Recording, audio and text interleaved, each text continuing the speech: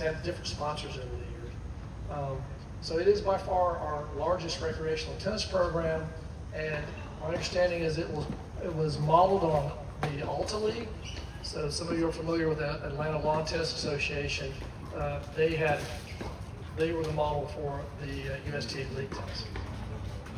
And then the stars of the Golden Age, there's Bullard, Everett, Connors, and McEnroe, and these are icons. I mean, these people that don't know anything about tennis, even now they would know these names, but back then, during the 70s and 80s, people were watching tennis, they were reading about tennis, they were playing tennis. It was much greater than it is now, okay? So innovation changes the game. So I talked about the Prince Classic. It was introduced in 1976 and the first commercially successful oversized tennis racket.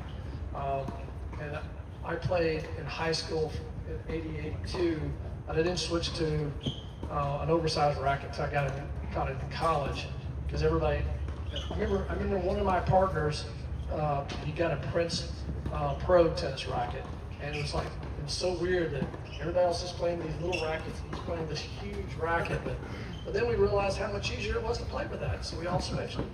All right. So then the boom began to fade. Participation stabilized, court construction slowed, competition increased for leisure activities like tennis. It remained strong, but it no longer dominated our culture.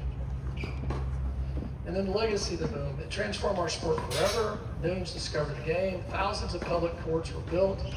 League tennis flourished. Junior tennis expanded. Equipment and apparel evolved dramatically. And a generation of lifelong players were inspired. That influence continues to shape tennis today. So preserving tennis history, I think it's important. Artifacts connect us to the people, innovations, and moments that shape the game. By preserving these pieces of history, we preserve the story of America's golden age of tennis for future generations. And so I brought a few tennis cans. I got a few on my shirt. Some people have noticed, but I've got a lot more in my basement. Over 700 different ones dating back to the 20s when they started making tennis cans. So, all right. And then also, here's another thing. They made a tennis themed pinball machine in 1976, and it's called the Volley.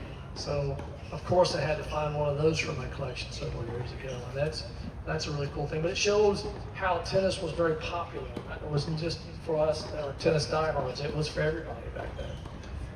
All right. Does anybody have any questions about Raise a Racket or the tennis boom? If not, then I'll go back here and show you a few things. Will this go? Will it work back here? Okay. All right. Hold so. All right. Yes. Does it still work? It does. So, pin cans are actually Pennsylvania, right? And so they shortened the name in the 70s. This is a 60s can. And I know some of you all are probably aware that they usually use keys on these cans. So like this sardine can, there's a key, there's a little lip right here, and you just gotta twist it off like that.